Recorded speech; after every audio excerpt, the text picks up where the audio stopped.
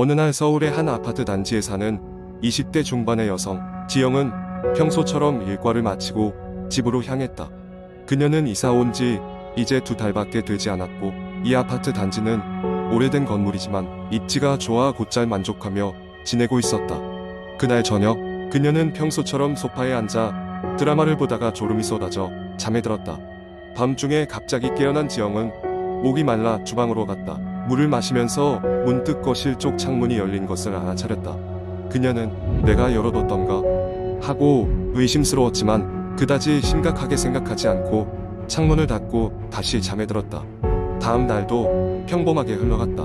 그러다 저녁 지영은 집에 돌아와 보니 또 거실 창문이 조금 열려 있었다. 조금 더 이상하게 느껴졌지만 창문 고리가 약해서 그런가 보다 하고 넘겼다.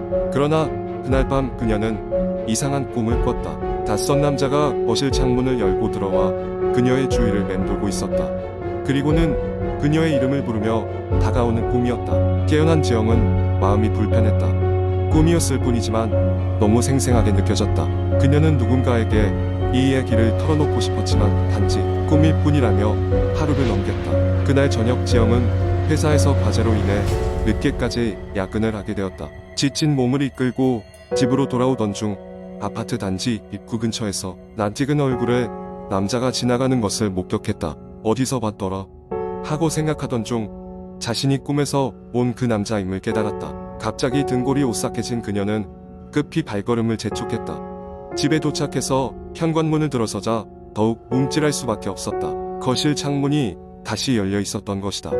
이번에는 확실히 이상했다. 그녀는 경비실에 연락해 최근에 몇 주간 단지 내 CCTV를 확인해달라고 요청했다.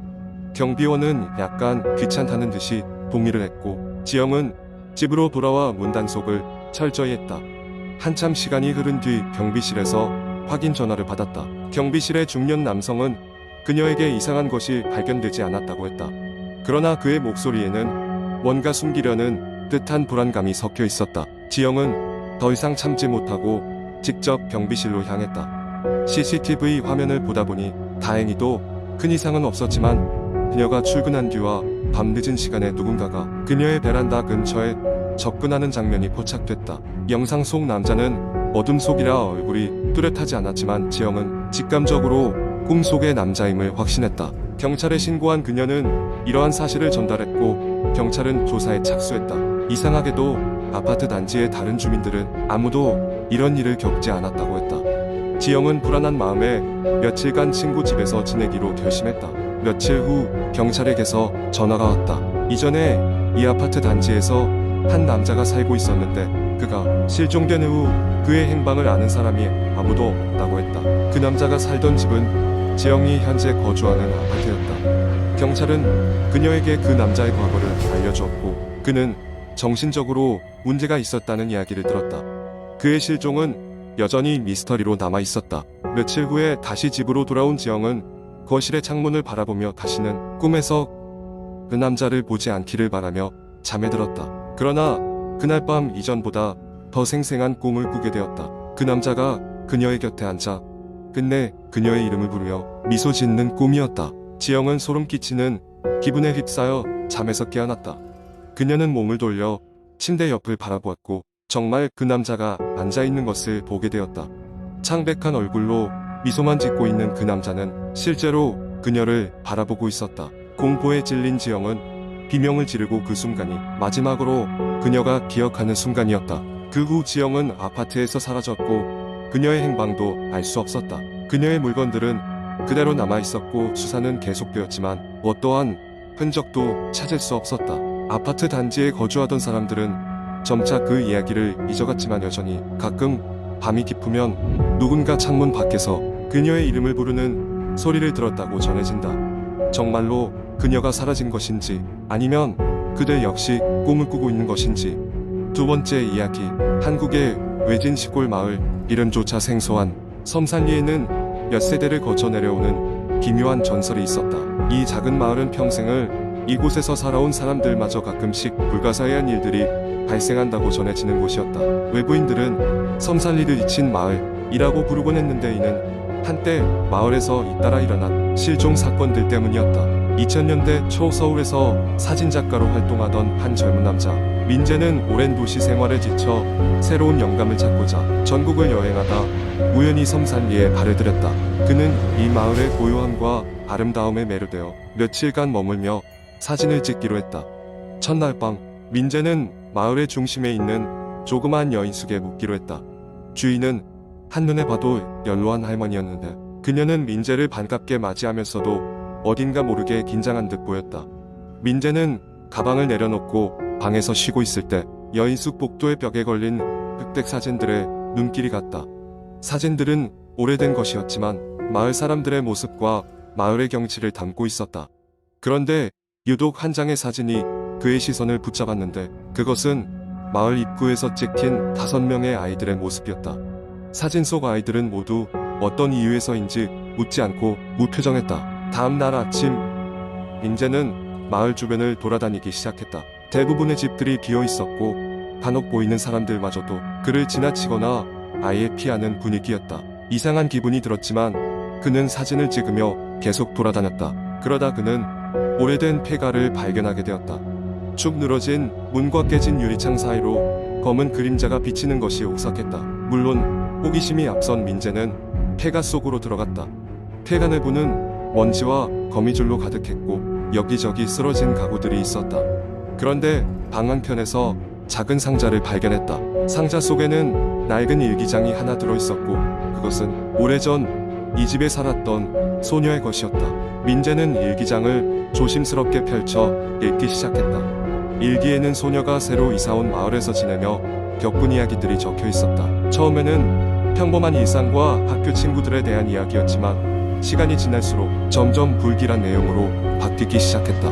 그 중에서도 어둠 속 친구들이라는 표현이 자주 눈에 띄었다. 소녀는 자신이 매일 밤 어둠 속에서 이상한 목소리를 듣게 되었다고 했다. 마을 사람들조차 경계하는 그 목소리들은 아이에게 무언가를 요구하고 있었던 듯했다. 민재는 이 일기를 읽으며 소름이 돋았다. 일기의 마지막 페이지는 제대로 기록되지 않은 글자들로 가득 차 있었다. 마치 급하게 쓴 듯한 글자가 일그러져 있었고 이 마을은 저주받았다라는 문장이 희미하게 보였다. 그날 밤 민재는 여인숙으로 돌아왔지만 마음의 불안을 떨칠 수 없었다. 잠들지 못하고 침대에 누워있던 그는 갑자기 창문 밖에서 이상한 소리를 들었다. 조심스럽게 커튼을 젖히고 밖을 내다보니 검은 옷을 입은 사람들이 어둠 속에서 무언가를 중얼거리며 서로를 바라보고 있었다. 민재는 그 장면을 보고 경악했다. 그들은 자신이 보던 흑백 사진 속 아이들처럼 무표정한 얼굴들을 하고 있었다. 공포에 질린 민재는 서둘러 짐을 챙겨 마을을 떠나려 했다. 그러나 그 과정에서 이상한 기운에 사로잡혀 갑자기 터전을 벗어나지 못하게 되는 느낌을 받았다. 그제서야 민재는 이 마을에는 무언가 알 수 없는 힘이 존재한다는 것을 깨달았다. 이윽고 그 무표정한 사람들이 여인숙 안으로 들어오는 모습이 보였고 민재는 빠르게 방을 빠져나와 마을을 벗어나기 위해 달리기 시작했다. 다행히 민재는 마을을 벗어날 수 있었지만 그 후로도 오랫동안 편하게 잠들지 못했다고 전해진다.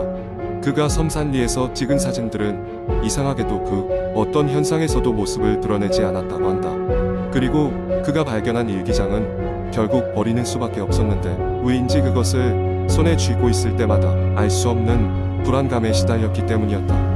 그 후로도 섬산리에 대한 소문은 사라지지 않았고 마을은 여전히 사람들의 발길이 닿지 않는 미스터리한 장소로 남아있었다. 마을의 비밀은 그렇게 시간이 지나면서 더 깊숙이 감춰졌고 오직 민재와 같은 외부인들에게 때때로 그 불가사의한 존재감을 드러낼 뿐이었다.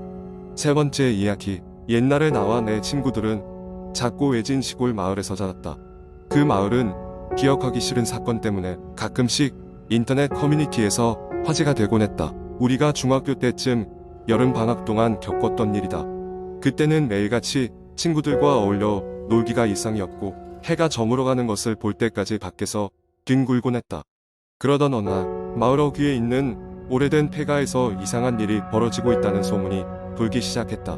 폐가는 수십 년간 사람의 손길이 닿지 않은 채 방치되어 있었고 그 주위로는 으스스한 분위기가 감돌았다.